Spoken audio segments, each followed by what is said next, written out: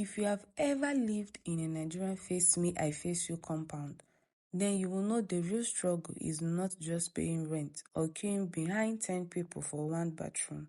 The true headache is protecting your belongings from neighbors who believe borrowing without asking is the normal way of life.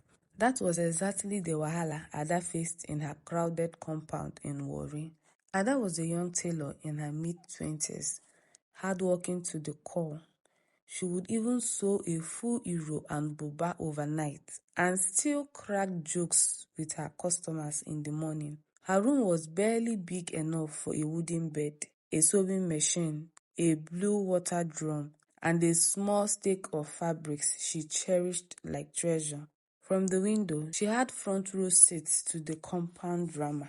Mama Felicia's endless quarrels with her husband, the caretaker's daily habit of drinking brukutu and pretending he was just tired, and the gossip networks that worked faster than NTA News. Now, one thing about Ada, she dressed well. Every wrapper, skirt and blouse she owned was stitched by her own hand. Washed it till it sparkled in the sun and hung neatly on the compound clothesline between the mango tree and the bedroom wall. But one Tuesday, after returning from a delivery, Ada discovered her favorite yellow gown had vanished. At first, she thought maybe it fell. She brushed it off. 2 weeks later, another blouse disappeared. This time, she was sure. It was a deep green one with silver embroidery. She had hung it right in the center of the line so the sun would reach it. She searched everywhere, even behind the pit latrine, but it was gone. By the third time, when her new lace gown went missing, Ada knew this wasn't coincidence. Someone was hunting her wardrobe deliberately. The suspects were too many. The extra polite neighbor in room 5 who always smiled too much. The nosy Mama Bisi who sat outside from dawn till dusk, slicing endless vegetables while monitoring everyone's movement like CCTV. Even the quiet student who claimed she was too focused on books to notice anything. Ada became restless. She started keeping midnight vigils at her window, watching the clothesline. But strangely, nothing ever went missing on the night she stayed awake. It was as if the thief had CCTV inside her head. Then one day, she decided to set a trap. One evening, she washed an old skirt and hung it up, then hid behind the pawpaw tree, waiting. Mosquitoes bit her mercilessly, but she refused to move. Hours passed, nothing. Only the landlord's little boy chasing a chicken. She even recruited her friend Nkechi to help spy, but Nkechi ended up sleeping on duty, snoring on a plastic chair while flies buzzed around her head. The gossip grew. Some neighbors pitied Ada. Others mocked her. The caretaker joked, "If na me, I go just padlock my wrapper." That day, Ada almost poured him soapy water. The final straw came when 2 of her best gowns disappeared in one morning. She didn't cry. She just stood in the middle of the compound with her arms folded, eyes scanning faces like a soldier. She swore silently. The next time the thief strikes, they will regret it. That night, an idea hit her.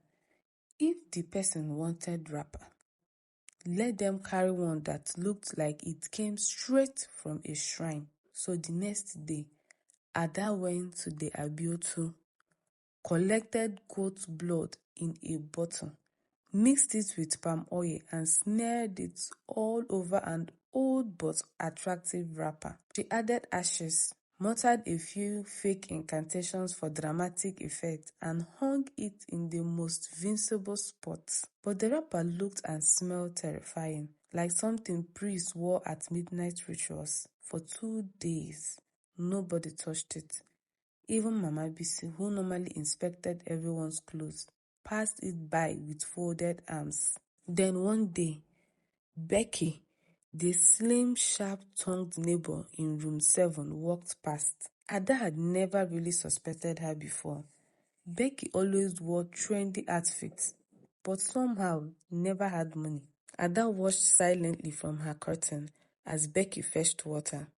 On her way back, Becky slowed down, glanced left and right, and in one swift move, yanked the juju wrapper, shoved it in her basin and disappeared into her room. 5 minutes later, a piercing scream shook the compound. People rushed into Becky's room and found her trembling, her basin overturned, and the wrapper laying on the floor, still stained with palm oil and blood. Becky clutched her chest, stammering, "My body is hot. My hands are burning." The neighbors gasped. Mama Bisi crossed herself. Someone shouted, "Didn't I say it? Not every wrapper is ordinary." Ada pretended to be shocked, but inside she was laughing. The fear on Becky's face was real, and that was enough revenge.